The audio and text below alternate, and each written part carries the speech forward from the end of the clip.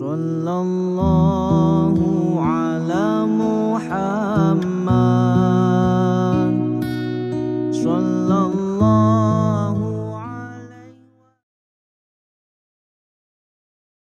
alaihi warahmatullahi wabarakatuh. Ucapkan terima kasih dan sugeng rawuh di online ya Pak Ajeng Kusmana ini. Kebetulan dosen Universitas Muhammadiyah ya Pak ya. Saya tetanggaan dengan Profesor Dr. Heru Kurnianto Pak, Direktur OMY Pak. Sering ke Malang juga itu katanya, masih muda profesor. Istrinya juga doktor, dosen UII ya. Itu tetangga rumah. Jadi terima kasih. Marilah kita sebelum kita mulai kita baca basmalah dulu bersama-sama. Bismillahirrahmanirrahim. Kajian subuh online hari ini Kamis pagi 13 April 2023, 23 Ramadan ya. Atau 144 Hijriah. Jadi saya selaku pembawa acara, nanti sari tilawahnya Ibu Yulia Nuraini, ya ini beliau dari pertanian juga ini, orang pertanian, calon profesor. Nanti pengisi adalah Bapak Dr. Ajeng Kusmana yang akan memberikan tema mengaitkan hati ke masjid. Ya, ini mudah-mudahan ini kita di bulan Ramadan yang tinggal 8 atau 9 hari ini karena ada 2 versi ya mudah-mudahan sama nanti tanggal 21 semua. Kalau 21 berarti tinggal 8 harian lagi ya. Kita bisa lebih mengaitkan hati ke masjid. Untuk itu langsung aja setelah kita buka tadi, marilah kita dengarkan sari tilawah dari Ibu Dr. Yulia Nuraini. Mudah-mudahan segera muncul profesornya, Bu. Yaitu akan bacakan surat At-Taubah ayat 17-18. Monggo, Mbak Yulia. Nggih, matur nuwun Pak Dwi, Pak Moderator dan Pak pemateri hari ini, Pak Dr. Ajeng Kusmana. Saya diamanai Pak Endri ini untuk membacakan surat At-Taubah ayat 17 dan 18 beserta sari tilawahnya. Mohon maaf bila nantinya ada kekeliruan makhraj atau tajwidnya.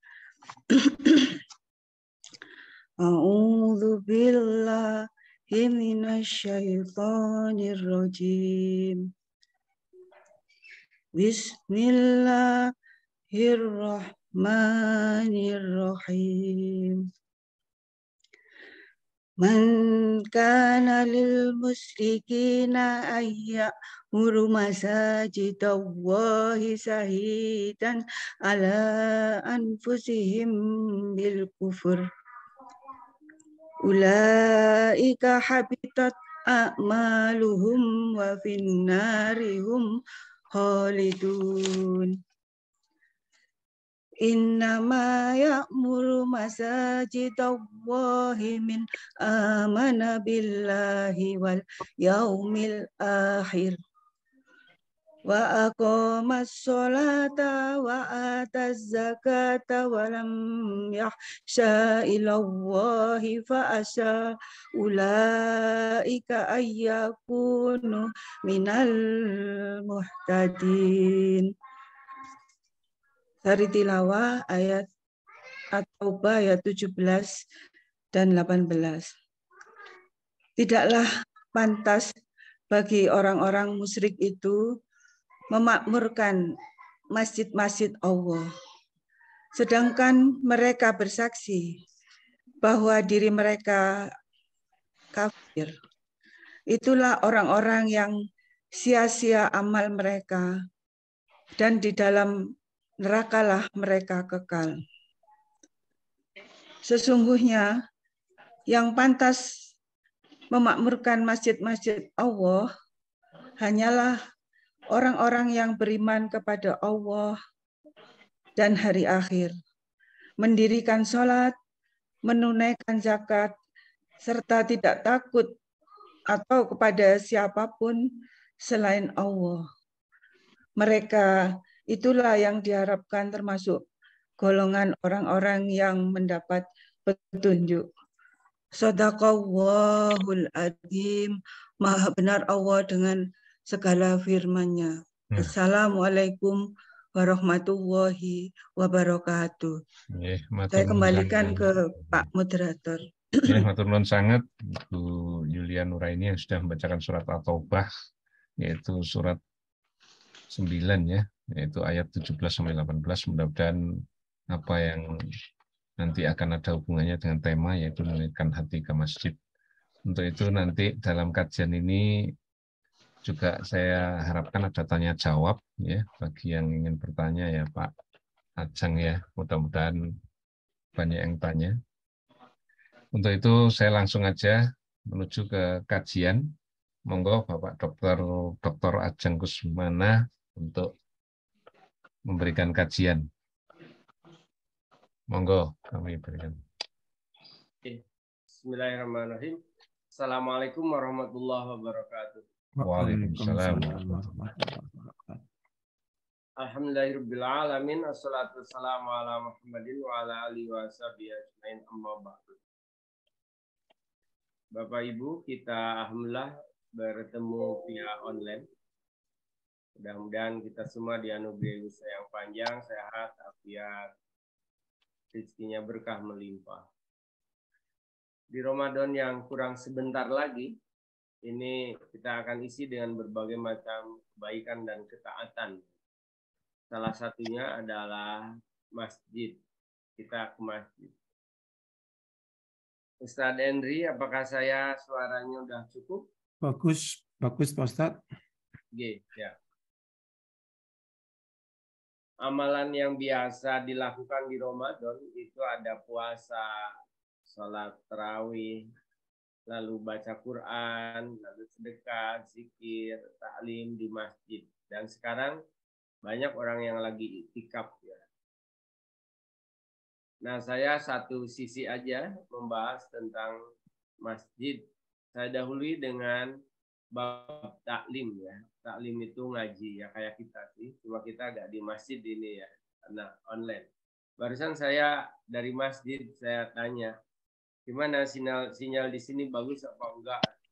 Kayaknya agak terganggu. Ya udah, saya ini ke rumah akhirnya. Mau saya di masjid sampai syuruk.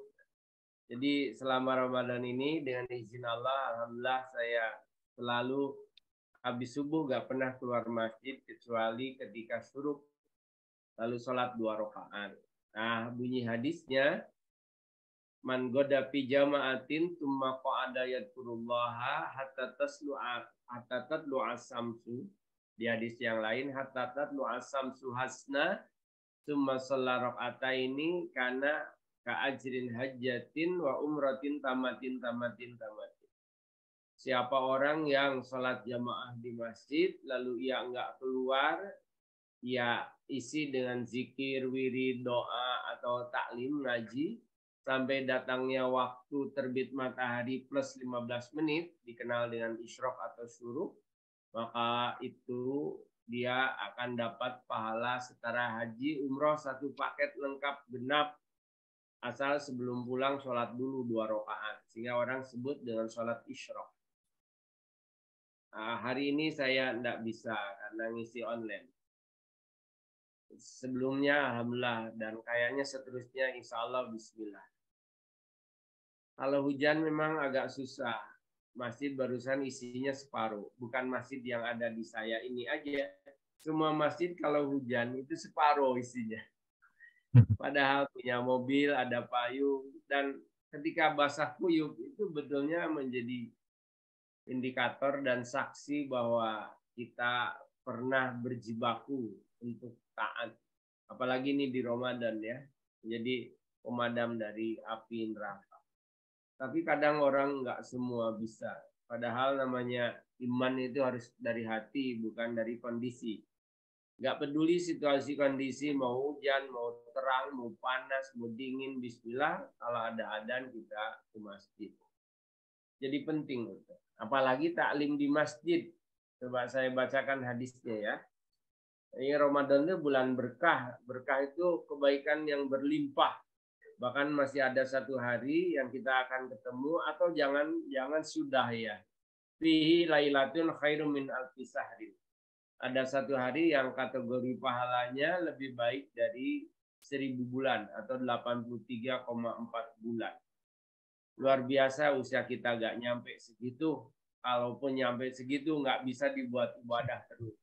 Tapi ada 1 malam, bukan 1 hari, 1 malam semenjak maghrib sampai sebelum subuh, itu kalau kita buat doa, seolah-olah doanya itu 1000 bulan. Ada hadis nih, riwayat dari Ibnu Majah, dari Abu Zar, bahwa Nabi pernah sambil menepuk bahunya Abu Zar, ya Abu Zar, li antak dua pata'alama ayatan min kitabillah, ketika engkau belajar 1 ayat dari kitab Allah, 1 ayat Quran, itu kategori pahalanya khairun laka min an tusalliya mi'ata rakaatin, lebih baik dari salat 100 rakaat. Wali antak dua pata'alama baban minal ilmi, dan ketika engkau berpagi-pagi semangat belajar 1 bab dari ilmu, umila bihi aw lam yu'mal, baik diamalkan atau enggak, atau belum sempat diamalkan, khairun laka min an tusalliya alfa rakaatin, itu dia lebih baik dari salat 1000 rakaat. Kapunten, Ustadz Dwi Cahyono, pernahkah salat 1000 rakaat? Waduh. Kalau pahalanya 1000 waktu di Mekah. Kalau pahala 1000 bisa. Di Mekah itu bukan 1000. 1 rakaat itu seperti 100.000. Wah, lebih. Di Masjidil Haram. Iya. Jadi 1 rakaat di masjid kita dekat rumah, yang belum tentu khusyuk, di Masjidil Haram sama dengan 1000 rakaat sambil ngucurin air mata. Nah, itu luar biasa loh. Cuma untuk ke sana kan susah. Daftar sekarang 70 tahun baru berangkat kalau haji. Tapi ada nanti orang dapat pahala setara haji. Nanti hadis-hadisnya di bawah. Ini kita memang orang untuk belajar itu tidak semua punya semangat. Kalaupun yang ada semangat, ada keinginan, tidak semua dikasih kesempatan. Jadi hidayah dan taufik itu penting. Hidayah itu keinginan, taufik itu kemampuan atas izin Allah. Kita yang hadir di sini mudah-mudahan bukan hadir sekedar nomor HP. Barusan saya lihat berapa ini. Ada 17 ya, Ustadz Endri. 24 Ustadz. 24. Alhamdulillah udah nambah. Dan mudah-mudahan tidak sedang tidur semua. Ya silakan sambil santai lalu disimak juga. Ini kayaknya kamera saya mati juga ini. Nggih Pak Hendri. Iya, leres. Bentar. Mungkin jaringannya kali Ustadz. Oh gitu ya. Ya. Sebentar. Kadang kepites juga gitu. Ya. Baik. Jadi kalau mati Ustaz Hendri mohon diingatkan. Siap. Ini otomatis mitos sendiri Oh mematikan. gitu, siap-siap. Kita lanjutkan. Jadi kita belajar ilmu. Ini ilmu apa? Ilmu umum apa ilmu agama? Mohon maaf saya agak bedain. Ilmu syariat. Ya. Karena belajar ilmu syariat itu wajib individu dalam paradigma agama kita. Jadi fardu ain ya. Kalau orang nggak mau atau nggak bisa atau nggak sempat atau nggak mengusahakan untuk belajar syariat, itu kayak nanti akan dimintai tanggung jawab. Karena thalabul ilmi fardhatun ala kulli muslimin wal muslimat. Orang ngaji itu, ngaji syariat, itu hukumnya wajib fardu ain bagi setiap individu baik laki maupun perempuan. Kalaupun jurusan-jurusan keahlian, spesifikasi yang kita geluti itu fardu kifayah. Artinya tidak semua orang harus sama. Misalnya harus masuk jurusan kedokteran semua, jurusan ahli bedah semua, kan nggak harus gitu. Itu fardu kifayah. Tapi kalau harus tahu tentang bab-bab syariat itu semua orang yang mengaku muslim itu harus tahu. Yang dimaksud dengan belajar satu bab dari ilmu syariat, baik teramalkan atau belum, itu dia dapat pahala lebih baik karena bunyi hadisnya khairun, lebih baik dari khairun min antusalliya al-farokat.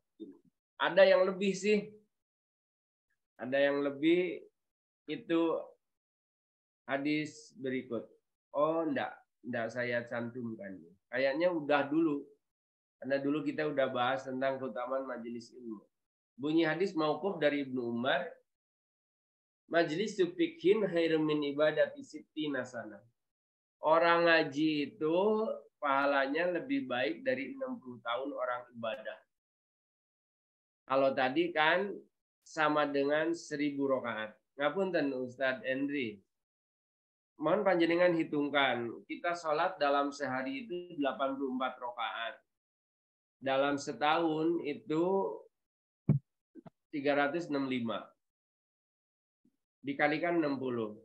84 kali 365 kali 60. Berapa rakaat itu? Karena bunyi hadisnya, majlis fikhin khairum min ibadati sittina sana. Orang ngaji itu lebih baik pahalanya daripada 60 tahun orang ibadah. Ketemu berapa? 1.839.600.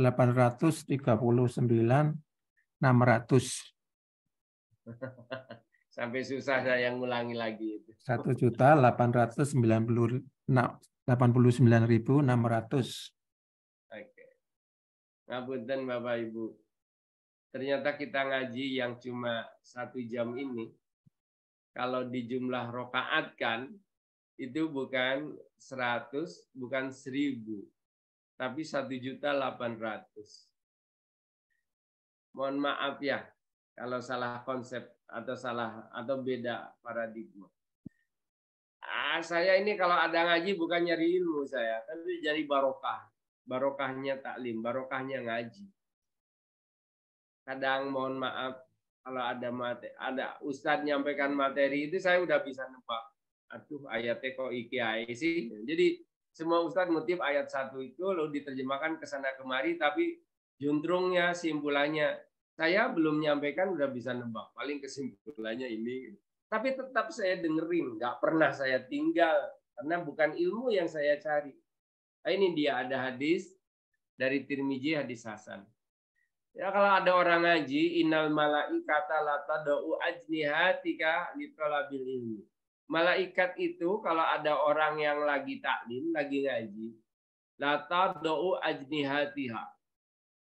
Meletakkan kepakan sayapnya, lalu merebuti, meliputi dengan rahmatnya sampai ke arah sana. Karena sungkan, suka, ridho dengan orang yang lagi ngaji. Jangan sampai ada orang ngaji di masjid, lalu begitu ustadznya naik mimbar, lalu pulang, ditinggal. Nah, itu eman betulnya. Nah, malaikat yang nggak akan masuk surga aja, dia udah ngusahain diri ya. Apalagi kita-kita yang ingin masuk surga, ketika ada kajian, tambah pergi, padahal mintanya kan luar biasa. Saya nyampaikan enggak. Kayaknya nggak nulis juga saya. Karena materinya udah, ngingatin kembali aja. Jadi ada surat ke-6 125 ya.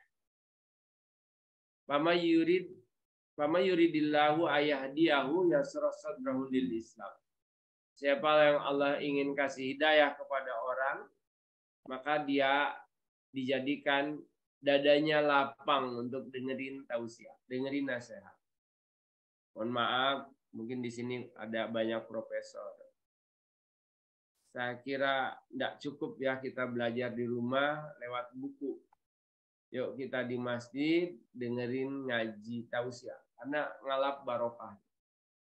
Nah kita ini dalam sehari itu 84 rakaat, di dalam Fatihah dan duduk antara 2 sujud kita minta hidayah.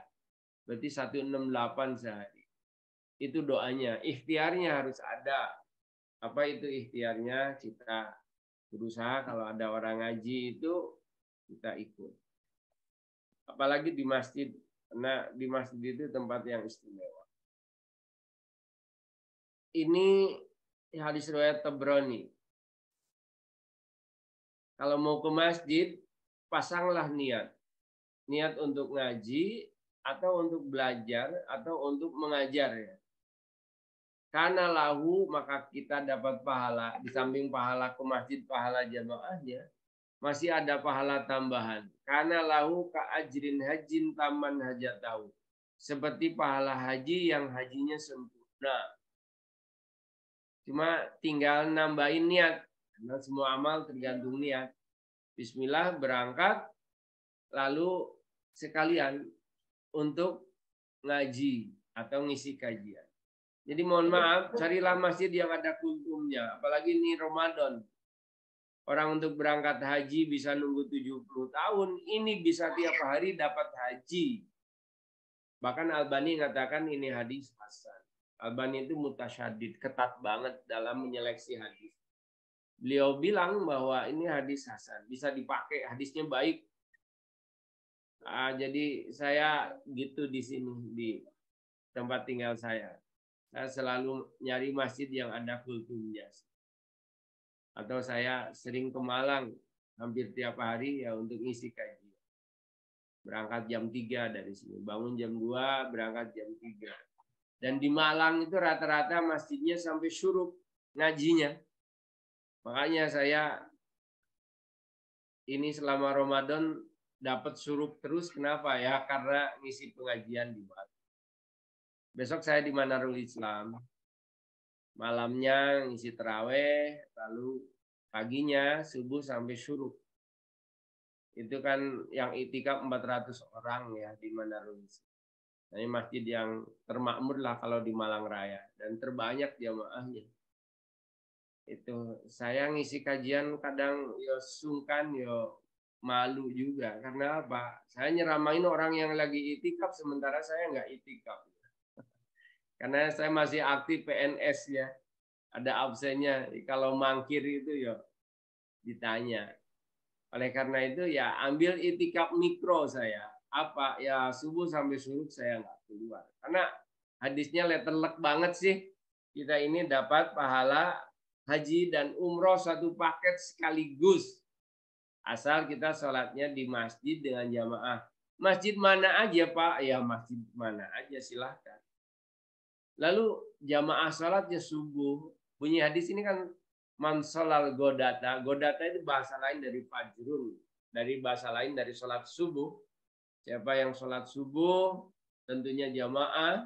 Tidak keluar dari masjid dan duduk. Lalu sholat 2 rakaat. Sampai segitunya orang sholat di masjid. Memang luar biasa. Kita ke materi bahasan Bapak Ibu. Tadi pengantar aja untuk memotivasi kita. Jadi kita jangan sampai laki-laki itu sekali datang ke masjid posisinya depan imam. Berarti disolatin itu. Nggak bisa dianterin tapi digotong oleh tetangga, berarti di keranda. Udah di keranda depan imam. Tidak pernah ke masjid, sekali ke masjid di depan. Kalau ke masjid bawa anak, karena itu investasi yang paling mahal. Ketika udah nggak ada, pahala ngalir, doa ngalir, itu ketika ninggalin anak soleh. Anak soleh itu nggak bisa dikuliahkan di jurusan tertentu karena nggak ada jurusan kesalehan, fakultas ketaatan itu nggak ada. Jadi masjid itu tempat yang bisa menggodok. Bawa anak, istri, ayah, ibu, mertua, menantu, besan, diajak semua. Sehingga nanti bisa jamaah di surga.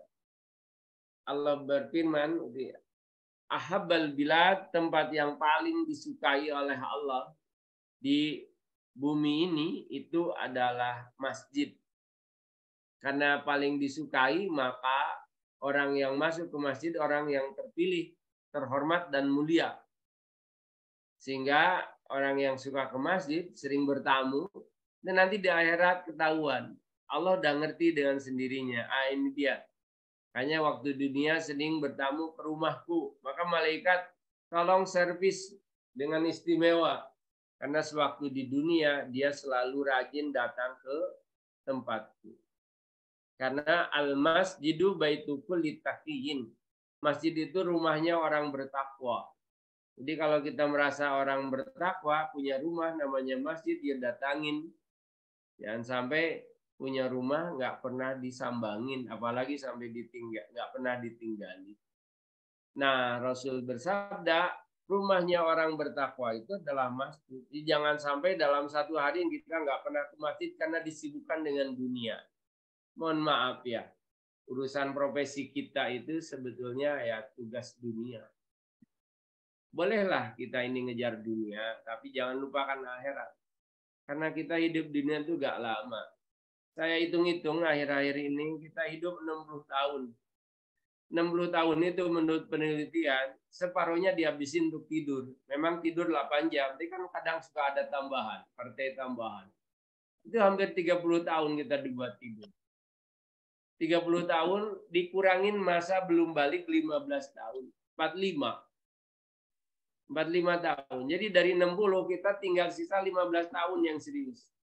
15 tahun itu pun masih dipotong ke kamar kecil untuk makan, untuk hiburan. Ambil 5 tahun. Dari usia 60 tahun tinggal 10 tahun yang serius itu. Maka dengan usia yang pendek itu carilah amalan yang berkah, berlimpah, berlipat ganda keutamaannya. Salah satunya apa? Ya ke masjid ini. Karena ketika sholat di masjid jamaahnya itu jadi 27 kali lipat dibanding sholat sendiri. Termasuk kekhusyuannya. Kita ini kalau sholat sendiri bacanya qul ya qulhu, naik dikit Anas al-Falaq. Begitu di masjid variatif. Karena biasanya masjid agak besar itu ada imam tersendiri yang bacaannya hampir gak pernah nyentuh di surat pendek. Bacaan yang terbaik itu adalah di dalam sholat. Baca Quran. Kalau di luar sholat aja baca Quran itu lipatannya 10 kali per huruf. Apalagi dalam sholat. Nah, masjid itu adalah tempatnya orang beriman. Ini dalam Tirmizi dan Ahmad dalam musnadnya. Idza ra'aitumur rajula yata'ahad masjidah. Ketika engkau melihat orang yang bolak-balik membiasakan diri ke masjid, fashhadu lahu bil iman. Saksikan dia masih punya iman. Jadi orang punya iman itu bukan karena profesor, doktor, lulusan Amrik gitu. Oh, enggak. Kadang orang bisa keluar negeri jauh-jauh ditempuh, menempuhnya sekian tahun. Begitu masjid dekat rumah itu belum tentu bisa loh. Karena orang ke masjid bukan karena pintar, bukan karena kaya, bukan karena jabatannya tinggi, bukan karena status dan martabat sosialnya. Tapi orang ke masjid yang tadi dibaca oleh ibu itu, ini ayatnya. Innama ya'muru masajidallah, orang yang bisa nyampe ke masjid itu adalah hanya dibatasi. Man amana billahi wal yaumil akhir, yang punya keyakinan pada Allah dan yakin juga nanti di akhirat akan dimintai tanggung jawab tentang umurnya. Sehingga di ujung ayat ini ulaika ayyakun minal muhtadin. Orang yang suka ke masjid itu adalah orang yang masih punya iman. Jadi keimanan itu dilihat kalau dia bisa ke masjid. Kalau udah jarang ke masjid, nggak bisa ke masjid, kayaknya imannya tipis gitu. Lama-lama bisa pergi. Mohon maaf ya, saya agak tekstual karena ini urusan agama sudah. Jadi bunyi hadis kayak gini, ya udah ini aja lah. Lagian kita kalau ke masjid panggilannya sampai 25 kali. Adzan itu berapa kali sih? Saya hitung 15 ya. Allahu Akbar, Allahu Akbar, Allahu Akbar, Allahu Akbar. Asyhadu an la ilaha illallah, asyhadu an la ilaha illallah. Asyhadu anna Muhammadar Rasulullah, asyhadu anna Muhammadar Rasulullah. Hayya 'alas shalah, hayya 'alas shalah, hayya 'alal falah, hayya 'alal falah. Allahu Akbar, Allahu Akbar. La ilaha illallah. 15 kali kita ini. Adzan. Tambahan komat 10 kali, 25.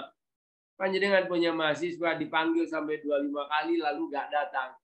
Kira-kira diapakan ini?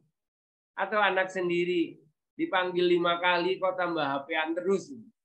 Kira-kira kita akan gimana? Allah bersabar memanggil dengan kalimat tauhidnya. Allahu Akbar, Allahu Akbar, Allah Maha besar, Allah Maha besar. Tiada Tuhan selain Allah. Sampai 25 kali. Kok kita tidak sempat melangkahkan kaki ke masjid? Itu indikator keimanan kita. Jadi kita udah gampang ngukurnya. Dan Allah ini berfirman, ulaika ayyakunu minal mutadin. Bentuk doa minta hidayah kita dalam sholat diijabah itu adalah ketika kita mau melangkahkan kaki ke masjid. Apalagi dengan anak istri, jamaah di masjid, lalu nunggu dari sholat ke sholat. Orang nunggu dari sholat ke sholat udah dianggap sholat dan didoakan malaikat. Doanya cuma 2 malaikat. Allahumma gfirlahum, Allahumma rahamhum. Ya Allah, ampuni mereka. Ya Allah, sayang mereka. Padahal orangnya lagi senden, selonjor, ngantuk, tidur. Nggak lagi zikir, nggak lagi wirid, nggak lagi istighfar. Tapi malaikat mendoakan. Karena yang doakan malaikat, insya Allah pasti diijabah. Syaratnya gimana? Di masjid. Mohon maaf, kalau bisa maghrib sampai isya itu di masjid.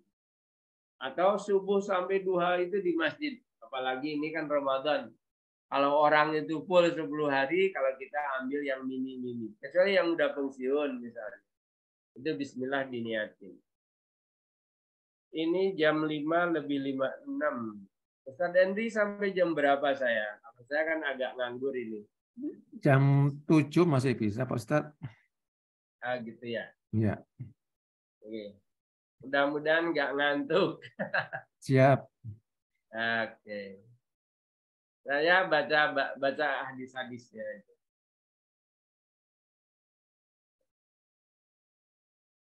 Ini ada hadis qudsi ya. Yang bunyinya adalah nanti di akhirat itu ada 7 golongan. Sab'atun yudilihumullahu fi dillihi yauma la dilla illa dilluh. Ada 7 kelompok orang yang dia itu akan dikasih perlindungan, akan dikasih naungan, akan dianugerahkan keselamatan. Siapa dia? Dari 7 orang itu saya bacakan yang ada kaitan dengan kita. Rajulun qalbuhu mu'alliqun bil masajid. Orang yang hatinya kecantol di masjid. Apa yang dimaksud dengan kecantol atau terkait di masjid? Kalau ada adzan dimanapun ia berada, itu dia ke masjid aja.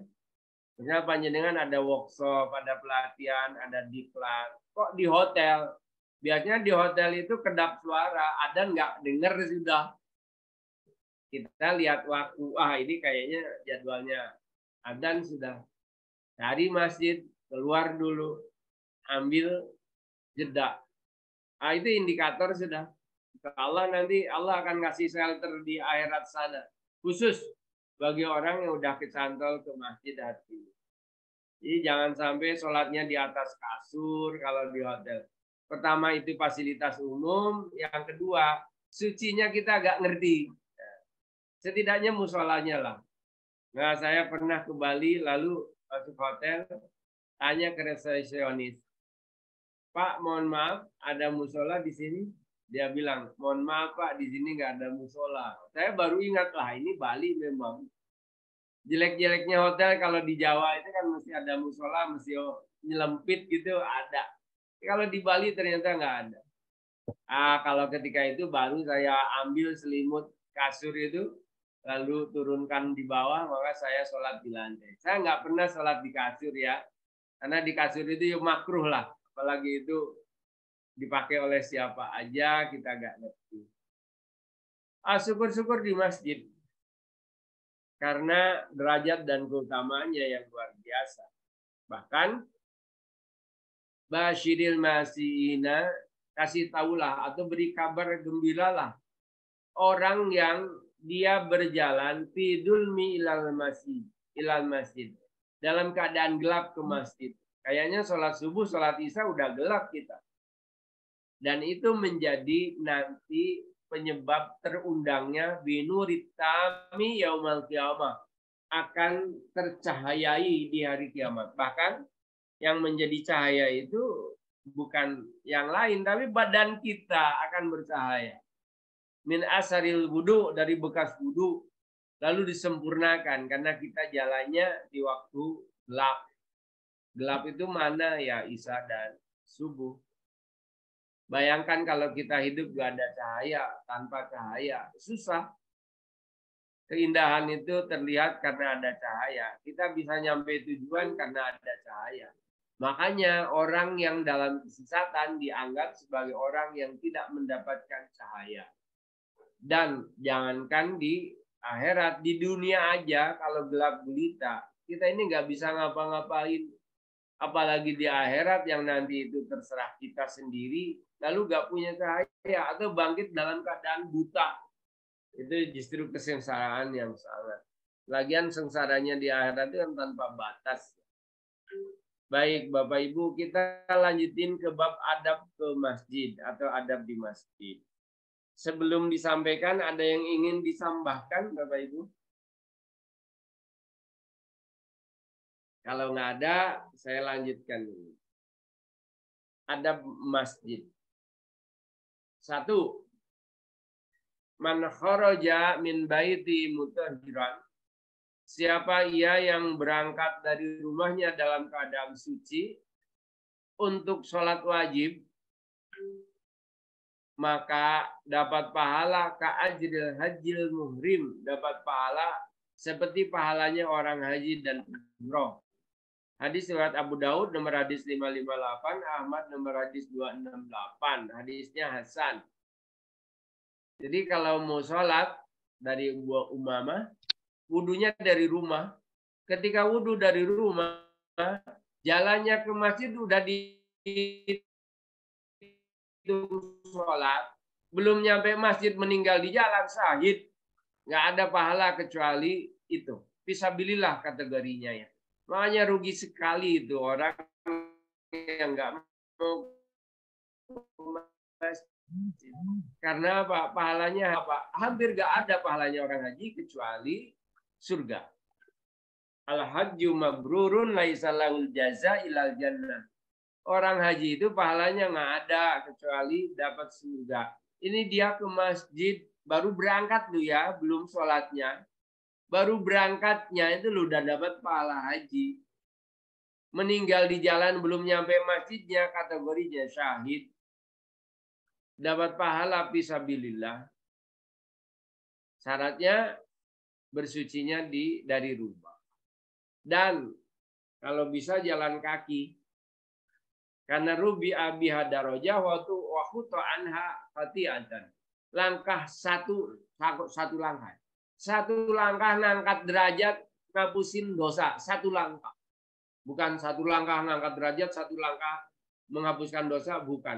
Satu langkah ngangkat derajat ngapusin dosa, didengar doanya, dihitung dalam keadaan sholat, didoakan malaikat. Belum ke masjid. Ini masih perjalanan menuju masjid. Bersuci dari rumah. Dapat pahalanya haji, udah 6 ini. Makanya tugas hidup kita sebetulnya menjaga diri agar bisa ke masjid. Makanya Nabi Ibrahim itu berdoa, Rabbi ja'alni muqimas sholati wa min dzurriyyati. Kalau sholat di masjid gampang, nggak mungkin Nabi Ibrahim itu doa. Sampai Allah berfirman secara khusus pada Nabi Ismail, wa'mur ahlaka bis-shalah wastabir 'alaiha. Ismail, ajarin anakmu untuk sholat, lalu bersabar ketika ngajarin. Karena apa? Kita kalau yang laki ini berangkat ke masjid sendiri gampang sekali. Sebelum adzan bisa berangkat. Yang susah itu kan ngajak anak istri. Sabar banget kita. Manasin mobil gak selesai-selesai. Karena anak masih di kamar kecil, masih antri. Tapi itu yang menyebabkan nanti kita bisa reuni di surga. Jannatun adnin yadkhulunaha min abaihim wa ajwajihim wa dzurriyyatihim. Surga Aden nanti yang di situ itu lengkap apa yang kita inginin tersedia, akan masuk antara bapaknya, istrinya dan anak-anaknya. Malaikat bilang, salamun alaikum bima sabartum. Selamat ya, selamat ya. Karena waktu di dunia kalian bersabar. Kalau sholat jamaah di masjid, berangkat bareng. Itu yang susah. Orang pintar itu gampang. Tapi orang untuk soleh itu tidak mudah. Orang bisa soleh kalau dibiasakan. dan dikasih contoh. Makanya kelasnya Nabi Ibrahim ditambah dengan anaknya itu bunyi ayat semua ya. Sampai minta kepada Allah agar bisa istiqomah ke masjid. Lalu Allah nyuruh juga Ismail, ajarin keluargamu wa'mur ahlaka bis shalah. Jadi sholat itu bukan urusan sederhana. Saya senang di Malang ini ada 2 kampus, mohon maaf, yang saya tahu 2 kampus ya, nggak tahu kampus lain. Satu UIN, yang kedua UMM. Saya kan alumni UIN ya. Itu jam 11 sudah selesai, nggak ada perkuliahan. Masuk lagi jam 12.10. Persis seperti di UMM. Dikasih jeda 1 jam 10 menit untuk sholat. Masalah mahasiswanya ke masjid atau enggak, pihak otoritas, stakeholdernya udah menentukan. Udah setidaknya di akhirat nggak akan digugat gitu aja, nggak akan diminta tanggung jawab atas kepemimpinan dan amanahnya. Dan tentunya pada sivitas akademika ya sholat juga di masjid, bahkan ada kultumnya. Saya kira mungkin di kampus-kampus panjenengan nggak jauh beda ya. Kalau di UIN, di UMM udah lama seperti itu. Kedua, ini udah dibaca di awal. Di masjid itu istimewa memang. Man goda ilal masjidi, siapa yang berangkat ke masjid, memasang niat untuk belajar atau mengajar, dapat pahala haji. Pahala haji itu pahala tertinggi di agama kita. Karena nggak ada lagi pahala yang lebih tinggi kecuali haji. Dan haji nggak ada lagi pahala kecuali dapat surga. Ini yang kedua. Yang ketiga,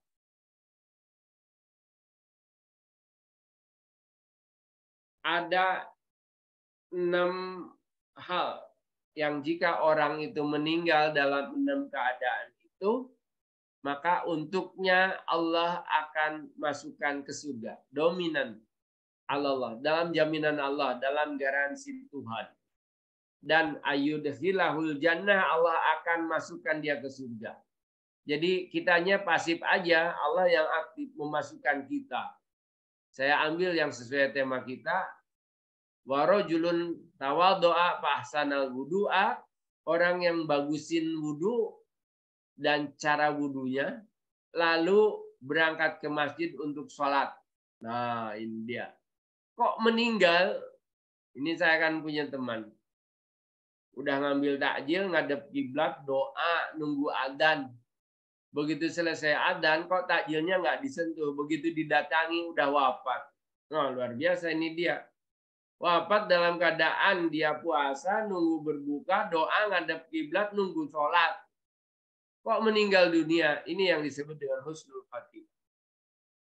Orang kalau akan bahagia nanti di surga, kelihatannya di ujung akhir hayatnya. Kalau dia dalam keadaan baik, itu kabar baik.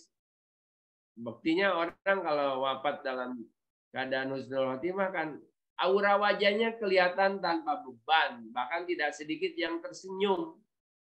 Orang mati kok tambah senyum. Itu kan dikasih kabar. Wa absiru bil jannati allati kuntum tu'adun. Nih tempat kedudukanmu. Itu neraka tergantikan dengan surga, jangan khawatir. Untuk urusan dunia kami yang jamin, kata malaikat. Wis jangan pikirin. Lanjutin perjalananmu, surga udah menanti depan matamu.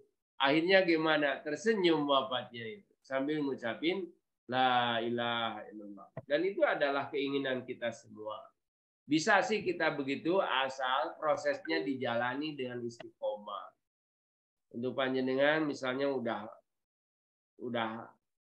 pinter, udah urusan dunianya selesai, lalu anak-anaknya juga udah selesai semua, lalu kok bisa semakin hari semakin taat, itu anugerah tersendiri.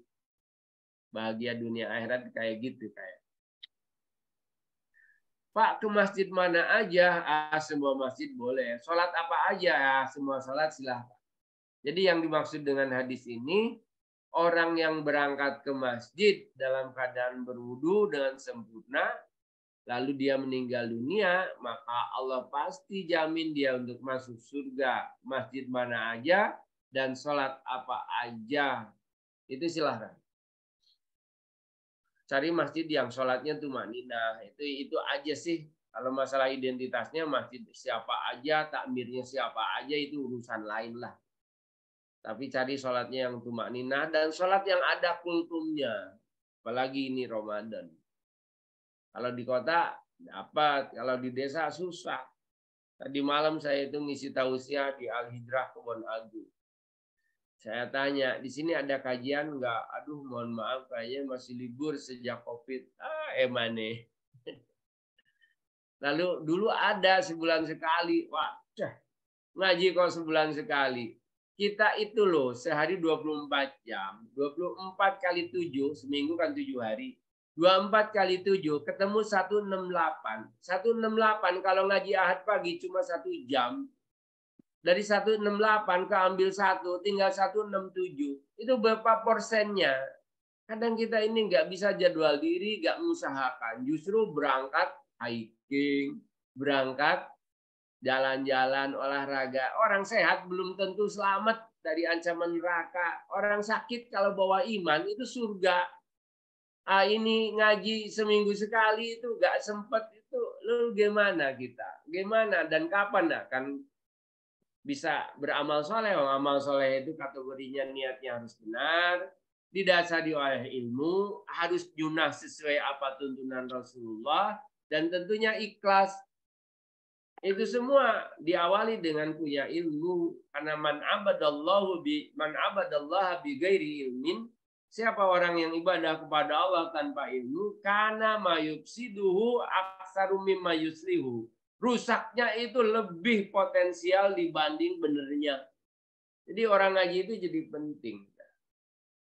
Nah ini seminggu sekali itu dari 168 diambil 1 jam nggak sempat itu, lalu gimana kita ini nanti pedong jawaban di akhir. Bahkan kali 4, 168 kali 4 ambil 700 jam sebulan.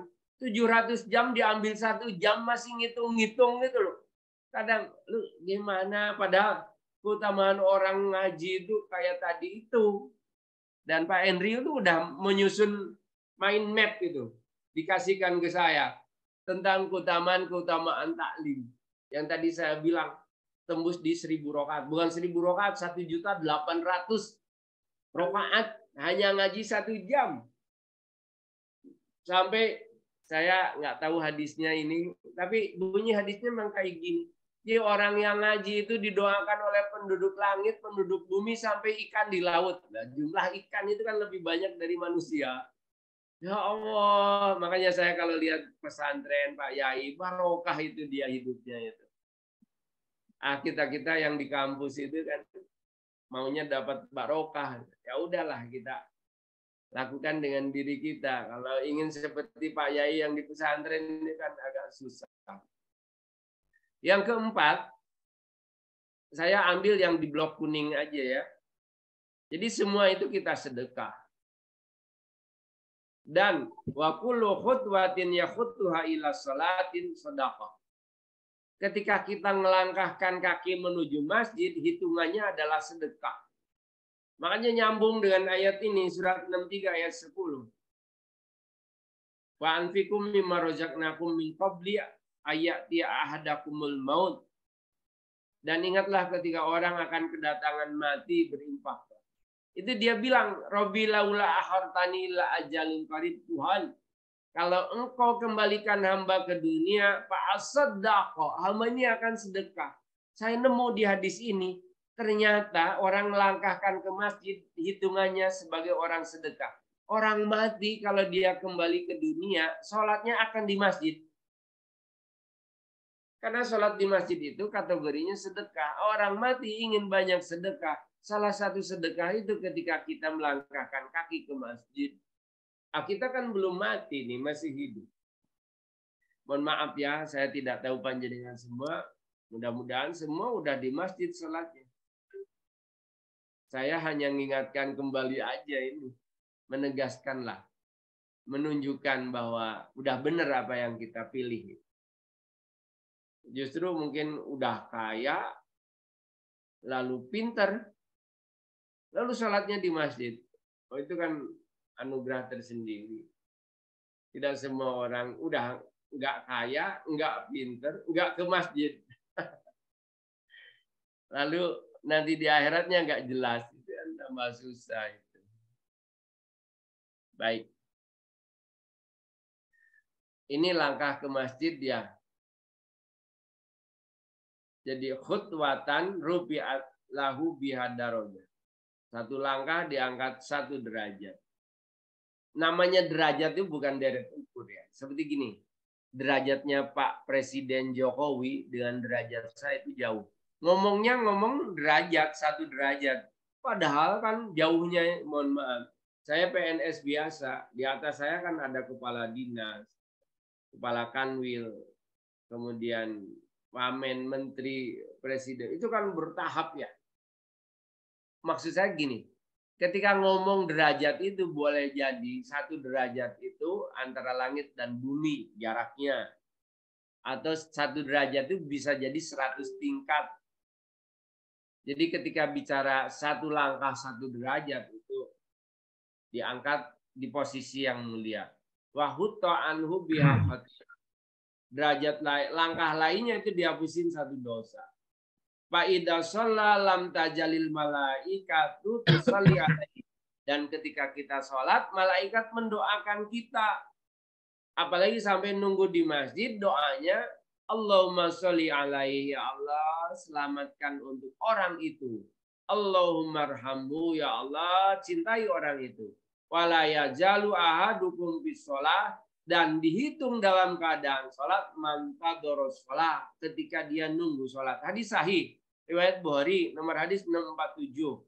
Ini panjenengan kalau maghrib sampai isya nggak pulang, maka hitungannya dalam keadaan sholat. Berapa? Kalau maghrib di Malang ini jam 5 lebih 35. Isyanya jam 6 lebih 40. Berarti sekitar 1 jam 5 menit maghrib ke isya. Itu dihitung dalam keadaan sholat kita. Asal belum berhadas. Dan tinggal di masjid, niatnya nunggu ke sholat isya, apalagi ada pengajian di masjid itu, aduh, berlimpah lipat gitu.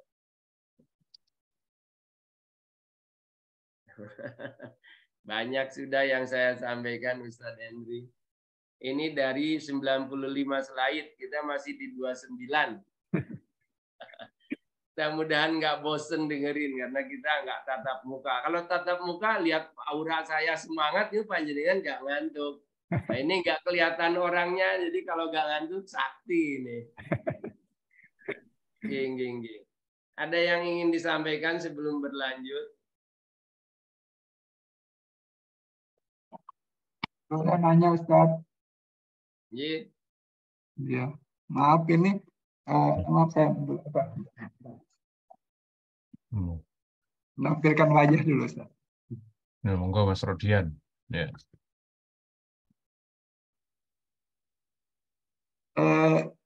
Kan masjidnya agak jauh tuh dari rumah Ustaz.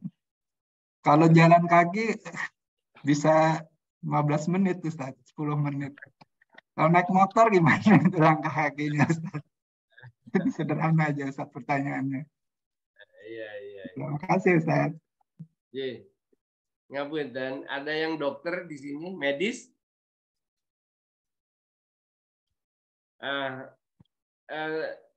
Tuntunan medis bahwa langkah itu 10.000 langkah setiap hari kalau ingin sehat. Nah, itu bener sih 15 menit itu kayak nyampe itu. Kalau 5 kali kan lumayan Ustaz. Iya. Itu bersyukur. Jadi bunyi hadis gini Ustadz Rodian. Al-ab'adu fal-ab'adu aqdamu ajran. Orang yang terjauh, yang paling jauh, dia yang paling banyak pahalanya. Syukuri itu, asal bisa ke masjid sungguhan. Jadi gini, suatu ketika, Sauban itu kan biasa, dia mojok sebelah kanan. Oleh Nabi ditanya, kemana itu orang, udah agak lama gak nongol dia. Sahabat-sahabat bilang, kayaknya sakit Nabi. Ya udah kalau gitu habis sholat kita sambang dia. Begitu nyambang dengan para sahabatnya, ternyata perjalanannya itu 2 jam. Jadi Rasulullah itu jalan kaki 2 jam. Begitu nyampe rumah, istrinya sembab. Oleh Rasul ditanya, kenapa Bu kok sembab? Itu Rasul, suami hamba wafat tadi malam. Cuma dia itu yang bikin saya resah. Sebelum ngucapin la ilaha illallah, dia itu kok ngomong ada 3 omongan dia. 1, andai saja lebih jauh. Yang kedua, andai saja yang baru. Yang ketiga, andai kata semuanya. Lalu bilang pada Nabi kayak gitu. Nabi jelasin, itu dia Bu, dia husnul khotimah. Maunya kayak gitu, dia gini loh. Saya nggak ngerti kalau ternyata rumahnya panjenengan sampai ke masjid yang biasa saya ngimamin hingga tembus 2 jam. Di akhir hayatnya ditunjukkan. Itu nyesel dia Sauban. Kenapa ya Allah nggak lebih jauh dari 2 jam ini? Kalau lebih jauh tentu hamba ini termasuk orang yang paling bahagia. Jadi perjalanan 2 jam itu kurang. Panjenengan berapa jam tadi? 15 menit. PP ya 30 menit. 1/8-nya. 1/8 jamnya.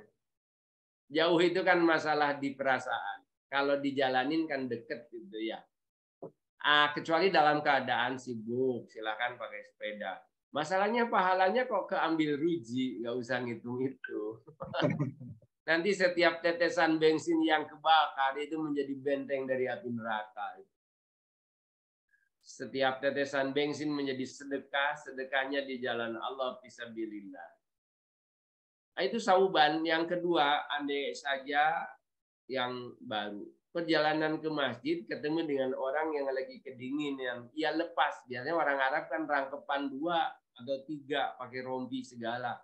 Yang luarnya dilepas, dikasihkan kepada orang yang lagi kedinginan. Di akhir hayatnya ditunjukkan, lalu dia nyesel.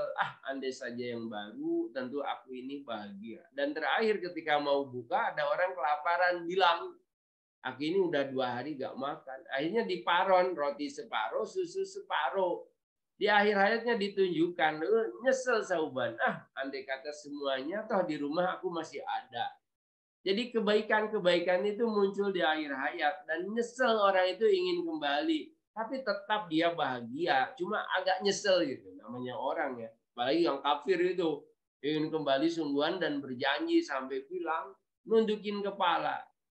Di depan Tuhannya. Nakisu ru'usim inda rabbihim. Rabbana sami'na wa absarna farji'na na'mal salihan inna mungkinun Tuhan. Hari ini hamba kok udah denger gelegaknya neraka dan lihat penampakan neraka. Ngapunten, mohon dikembalikan ke dunia. Inna mungkinun. Hari ini hamba beriman ya Allah. Nah itu. Tapi ya telat dong wis mati kok.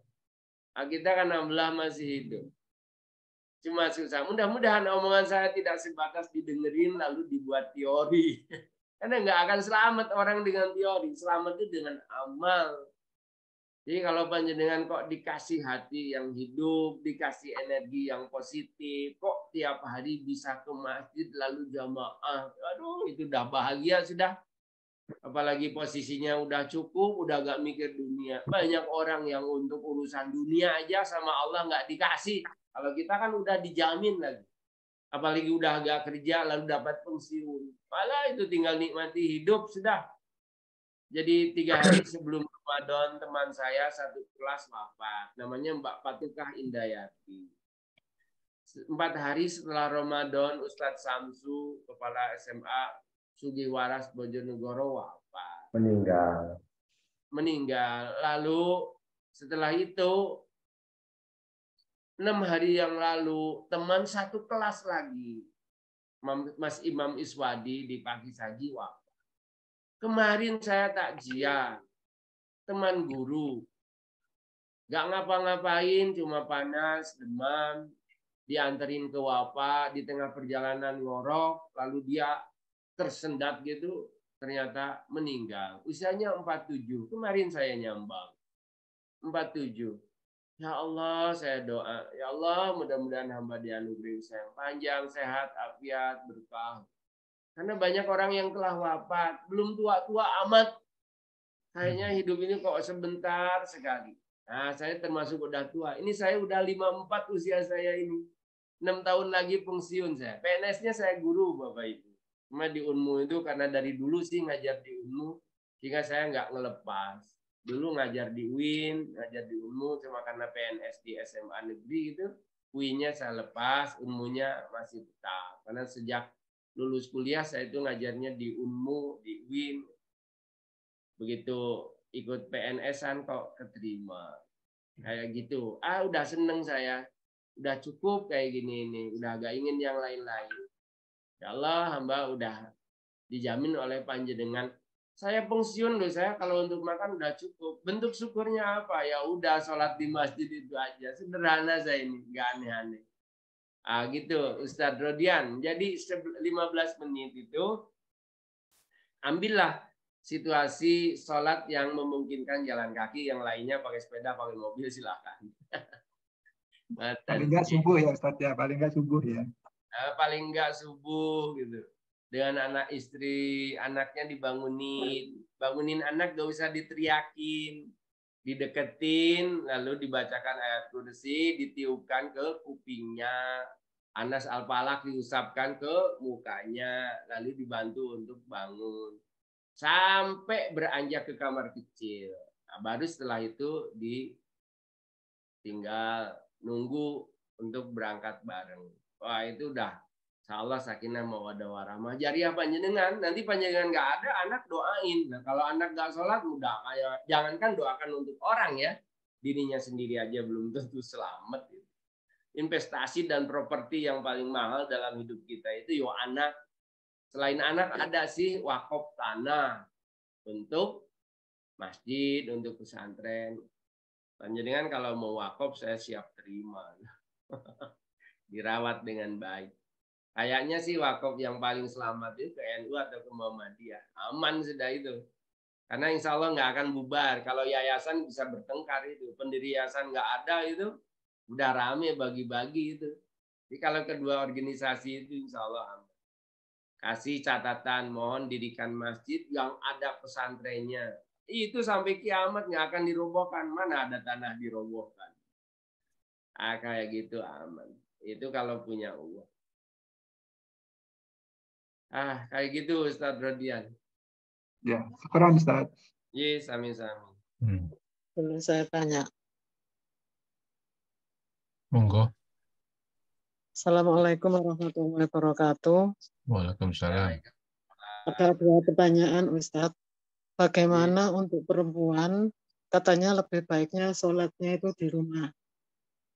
Terus yang kedua, apabila di masjid itu tidak ada kajian atau taklim, apakah ada pahalanya juga kalau kita bisa mengikuti taklim seperti yang ada sekarang ini KSU? Terima kasih Ustadz. Ya, Adam, monggo. Saya mohon suatu ketika saya diundang, mungkin tahun depan ya, karena kayaknya udah nggak begitu rutin ini online. Saya diundang untuk jelasin wanita lebih baik sholat di masjid. Jadi untuk merubah mindset begini ini kan nggak cukup. Enggak Bu, harus di masjid. Dalilnya kasih 1. Jenengan nggak percaya.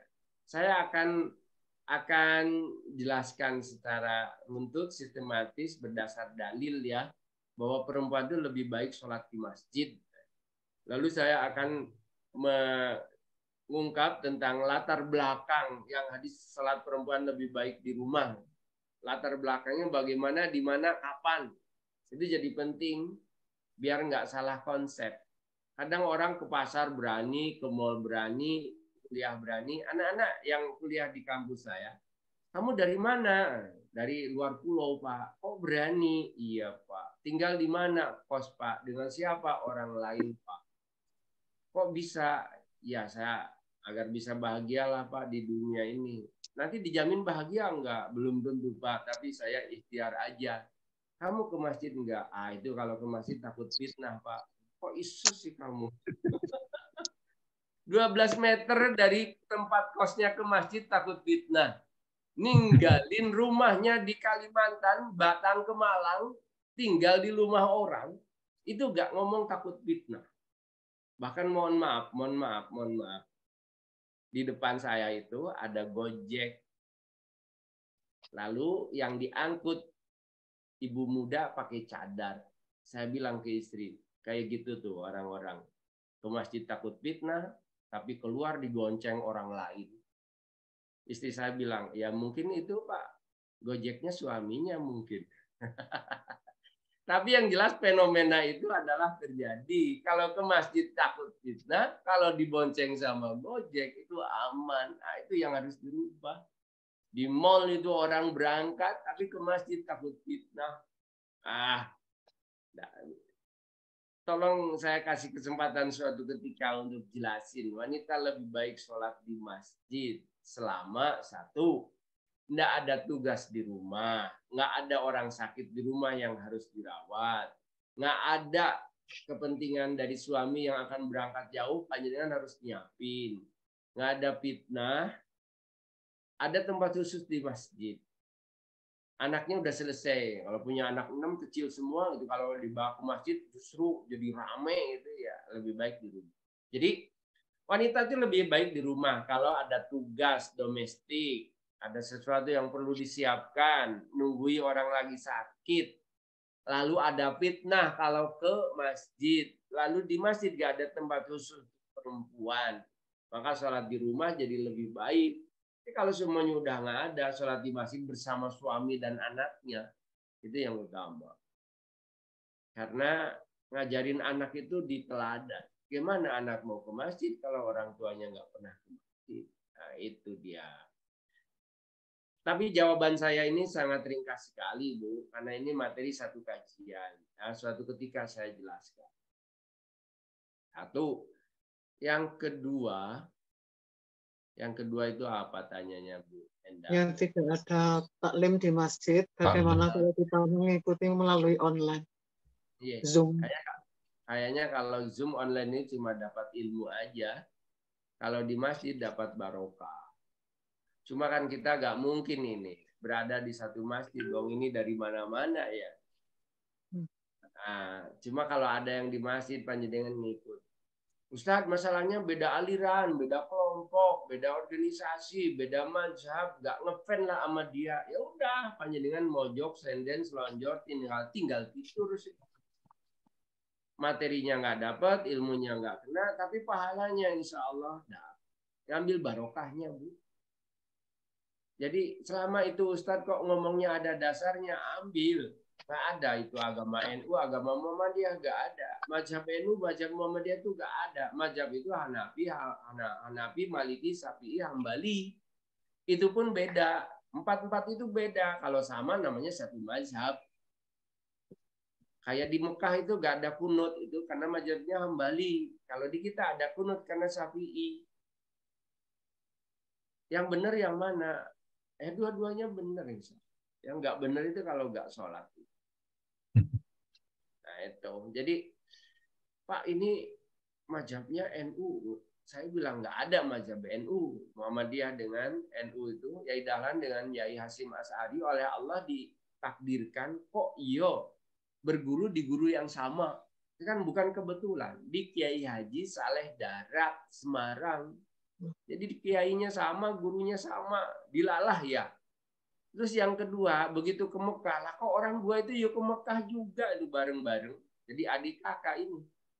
Begitu di Mekah kok bergurunya ke guru yang sama, Syekh Khatib Al-Minangkabawi. Nah itu, coba lihat di Google. Lah ketemu panjenengan gurunya Hasyim Asy'ari, gurunya Amal Dahlan lah ketemu. Jadi menurut saya adalah masih panjenengan di dekat rumah itu makmurkan. Pak, dia itu agak cepat kalau sholatnya ya. Pindahlah cari masjid yang tumakninah. Pak, kayaknya masjidnya nggak ada kultumnya. Ya adakan. Pak, takbirnya nggak menyetujui. Ya cari masjid yang lain. Wong Sauban aja perjalanan 2 jam. Jadi panjenengan kalau dari Jakarta beli sholatnya boleh di Sukabumi itu. 2 jam perjalanan kok. Sauban itu pun nyesel loh ketika akhir hayat. Nah, itu cari masjid yang ideal Bapak Ibu untuk nambah ilmu yang tumanina bisa kok tergantung niatnya. Bali di kota agak besar ya. Di Malang itu banyak pilihannya. Sak Dayak, sak Hoha masjidnya enggak kan. Ini betul-betul surganya untuk Jawa Malang. Masjidnya banyak, agamanya hidup, suasana kultur keagamanya hidup. Universitasnya ada sekitar 80-an. Dulu waktu saya kuliah udah 74 loh. Universitas ada di Malang gitu. Kemudian murah-murah makanannya. Saya bukan promosi ya. Masa ada nasi goreng yang masih harga 2.000. Ayam geprek masih 7.000.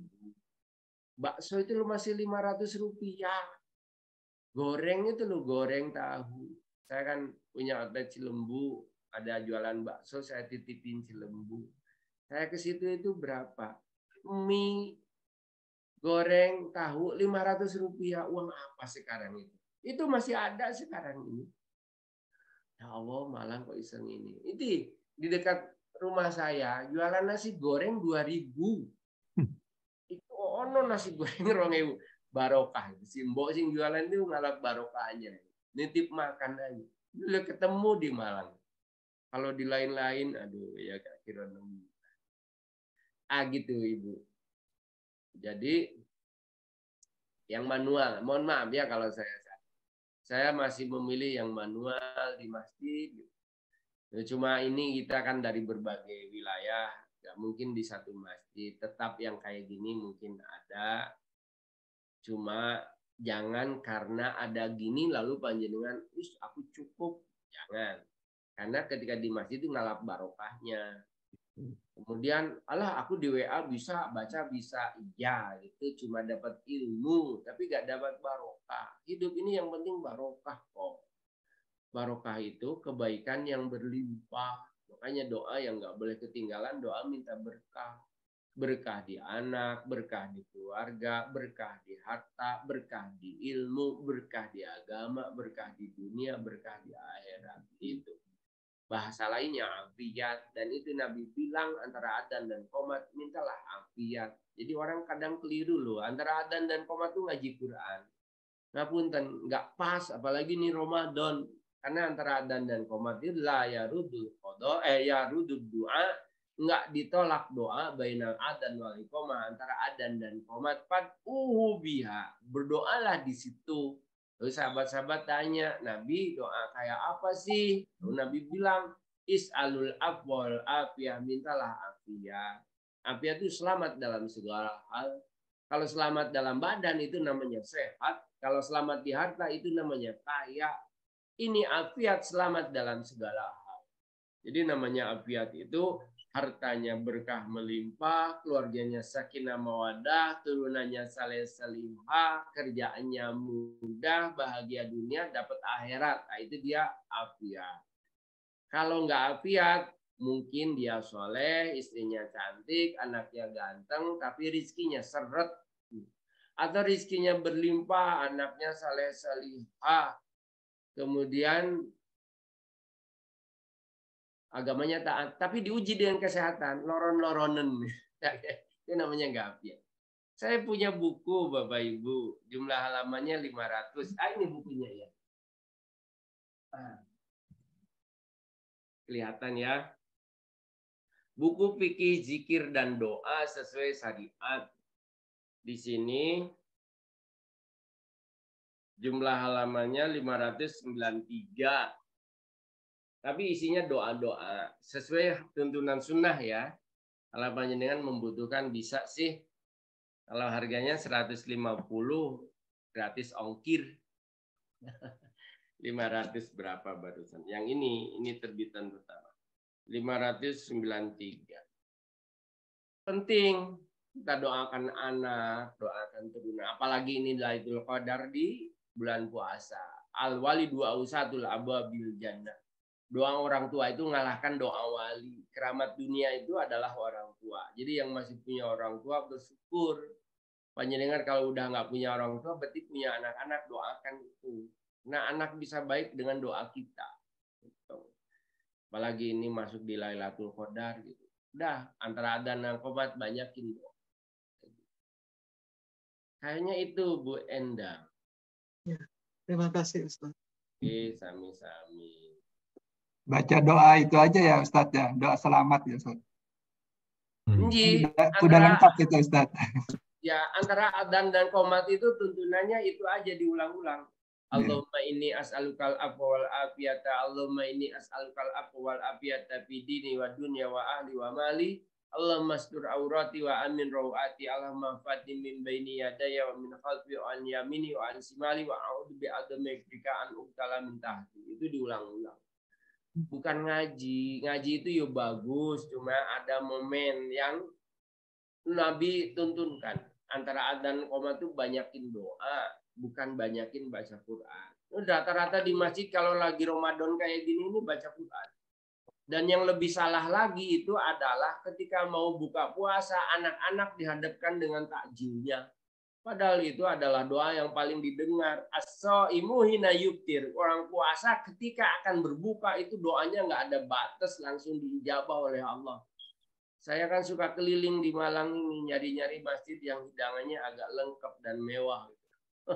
Saya ikut antri, tapi saya kalau pas mau adzan itu udah masuk masjid, doa ngadep kiblat. Itu orang-orang itu membarisin mahasiswa. Mahasiswa kan sampai 500, 800 gitu. Suruh baris ngadepin takjilnya. Nah, itu keliru menurut saya. Yuk, dikasihkan takjilnya, lu suruh ngadep kiblat, suruh doakan takmirnya juga, doakan saya ya nak ya, karena dia lagi nuntut ilmu jauh, itu doanya kan mustajabah. Tapi kan saya nggak bisa negur kayak gitu, udah tak biarin aja sudah. Cuma itu kebiasaan yang salah. Yang lebih salah lagi itu adalah ada warung-warung yang laris, anak-anak mahasiswa itu sebelum maghrib udah pada antri.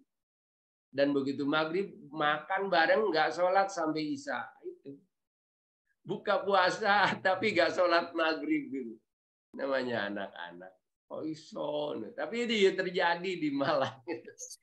Ya apa konsepnya gitu, gitu Bapak Ibu. Maaf Ustadz, Ustadz maaf tanya lagi.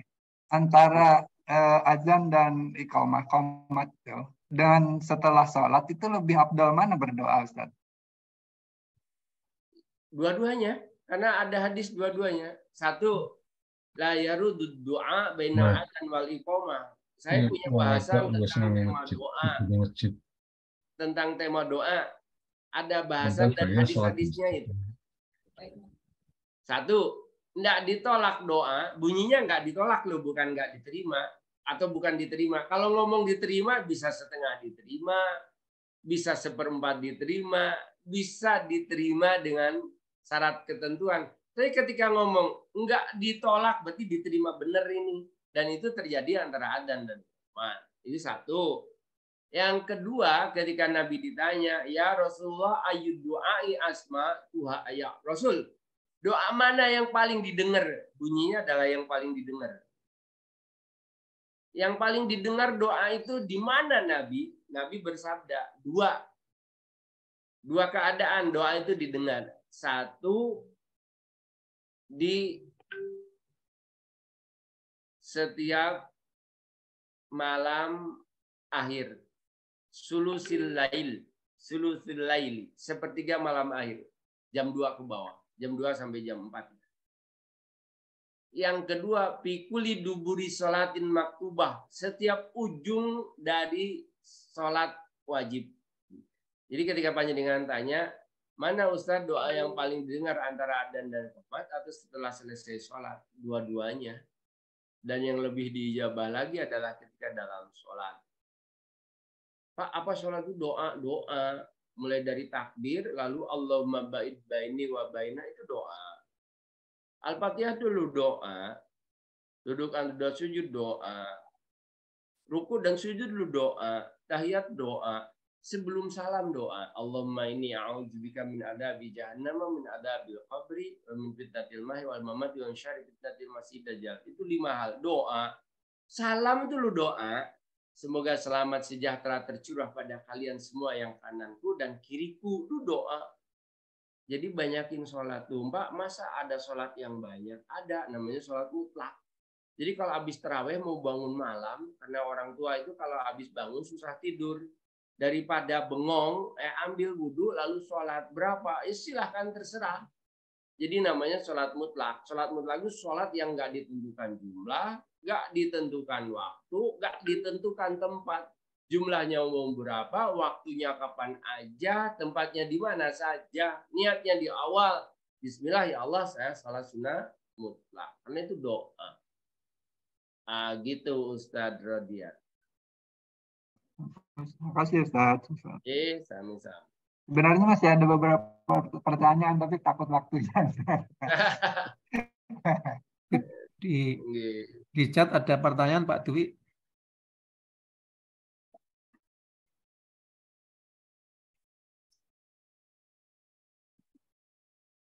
Pak Dwi masih di mute. Oke, yang pertama tentang iktikaf. Mohon kiat-kiatnya bagaimana iktikaf yang baik dan praktis. Iktikaf itu ya di masjid, bukan di musola dalam rumah. Iktikaf yang baik, udah banyakin doa, sholat, zikir, itu aja. Dan di masjid kan ya.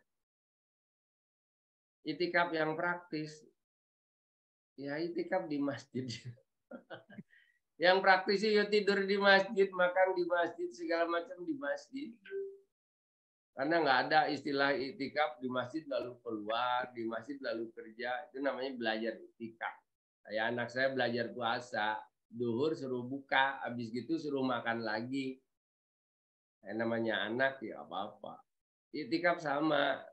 Kita misalnya habis subuh menjelang syuruk, itu namanya bukan iktikaf, belajar iktikaf. Namanya iktikaf itu adalah orang yang berdiam diri selama 10 hari di masjid dengan tidak keluar dari area masjid.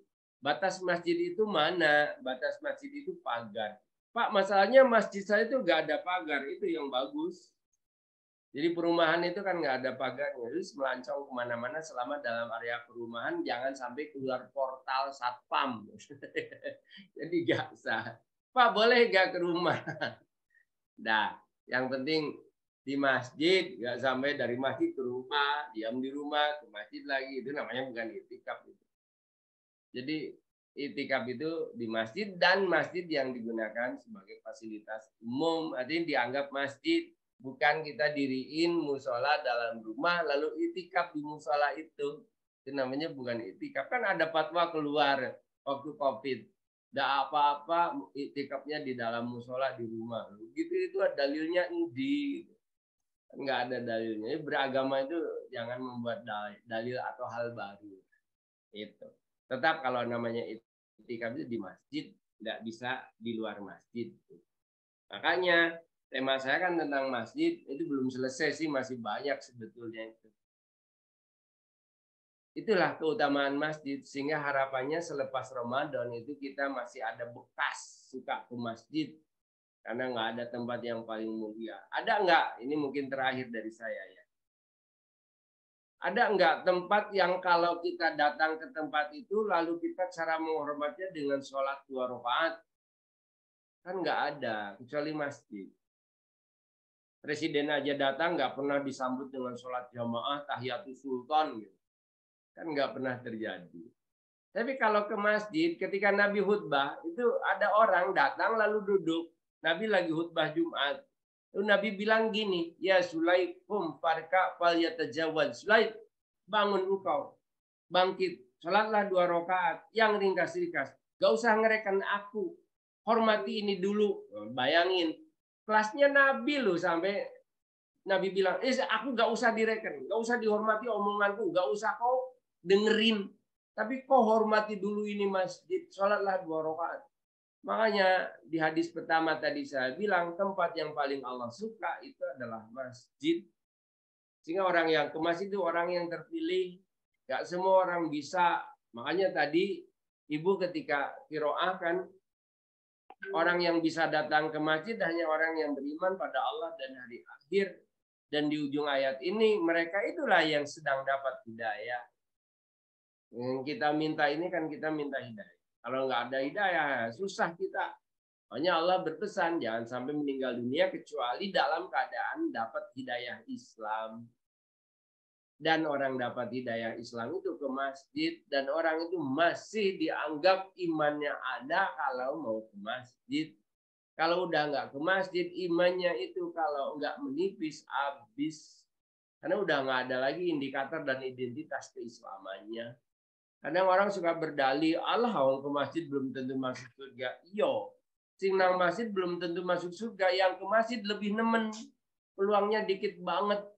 Allah ke masjid aja belum tentu diterima sholatnya. Iyo, yang ke masjid belum tentu diterima, yang di masjid apalagi yang tidak di masjid. Allah yang penting niatnya. Orang itu yang penting kan jamaah di rumah. Emangnya Nabi pernah nyontohkan imamin anak istri di rumah? Kalau nggak pernah jangan membuat cara baru. Karena cara yang paling baik dalam beragama ini caranya Nabi. Dan Nabi selalu sholatnya di masjid. Nah itu aja sih. Ngaten Pak Endri. Iya. Pak Dwi masih di mute tuh Pak Dwi. Pak Ajeng ini satu pertanyaan aja. Misalnya khusus pegawai negeri kayak Pak Ajeng. Terus kalau pengen iktikaf tuh gimana caranya? Itu aja. Izin atasan. Kan nggak bisa terus di masjid, Pak. Jadi Iya, mungkin kalau atasan ngizinin ya lanjut. Kalau nggak ngizinin ya jangan. Kalau saya mohon maaf, saya enggak izin dan enggak ngambil itikaf. Cuma ngambil itikaf yang latihan itu loh. Makanya saya ganti ya, suruh sampai Isya. Lagian kan ini saya terjadwal full selama Ramadan. Jadi ngapunten, orderan, bookingan Ramadan itu bagi Ustadz itu full. Setelah selesai Ramadan sepi lagi nih. Jadi kalau semua itikaf, mungkin orang ya gimana Ustadznya nggak keliru. Walaupun yang betul itu ya itikaf sih. Tapi ada satu hadis ya sebagai penghibur. Ketika engkau membantu saudaramu memenuhi kebutuhan hidupnya, itu dia lebih baik dari khairu min an a'takifa fi hadal masjid syahron. Orang yang bantu saudaranya untuk memenuhi hajat kehidupannya, itu kategori pahalanya lebih baik daripada iktikaf sebulan lamanya di masjidku ini, Masjid Nabawi maksudnya. Jadi ada unduhan pahala yang melampaui iktikaf di masjid. Iktikaf di masjid kan cuma 10 hari. Ini enggak bilang hadis. 1 bulan. Iktikafnya di mana? Bukan di masjid dekat rumah kita. Masjid Nabawi. Ketika apa? Ketika kita mau bantu saudara kita menyelesaikan urusan dunianya. Jadi ini mumpung belum hari raya, yang punya adik, punya kakak, yang hidupnya kurang beruntung, yang punya bibi, yang punya Pak Le, Pak D, Bule, Bude, keluarga besar, kok hidupnya kekurangan, kita balik. Itu panjenengan dapat melampaui iktikaf sebulan di Masjid Nabawi. Kayaknya itu solusi yang bisa kita lakukan bagi yang masih aktif. Kalau yang udah pensiun ya mohon maaf ya sesekali. Pak, kalau itikaf apa harus 10 hari? Ya idealnya. Kalau enggak 10 hari ayo apa ya batal? Ya enggak juga. Pak, apa tarawih itu harus 11 atau 23? Ya enggak juga. Idealnya ya 11 dan 23. Pak, bisanya saya cuma 2 plus 3. Boleh. Itu masuk kategori tahajud memang. Tapi idealnya 11 plus 23. Kurang dari itu boleh. Pak, boleh enggak saya ini sholatnya dalam keadaan duduk? Karena dia sholat sunnah boleh. Yang enggak boleh itu sholat wajib. Kalau sholat wajib harus berdiri karena dia rukun. Kalau sholat sunnah terserah. Kayak gitu. Oke, turun Pak Ajeng. Oke, sami-sami. Monggo, ada lagi atau sudah Mas Hendri? Ya, kalau nggak ada lagi, monggo. Udah hampir jam 7. Monggo di aja Pak Ustadz, ada mohon doanya untuk teman-teman, mungkin ada yang lagi sakit atau ada yang lagi. Monggo Pak Baik, Ustadz. Bapak Ibu, ini masih istiqomah 26. Alhamdulillah nggak ada yang keluar. Si. Ya, mudah-mudahan kita semua dianugerahi usia yang barokah, Amin. yang sehat, afiat, Amin. yang rezekinya berkah melimpah, Amin. hutangnya dilunaskan, Amin. keluarganya sakinah mawadah warahmah, Amin. tunanya saleh salihah, Amin. istiqomah dalam kebaikan. Amin. Lalu kita wafat dalam keadaan husnul khatimah. Amin. Al-Fatihah. A'udzubillahi minasyaitonir rajim. Bismillahirrahmanirrahim.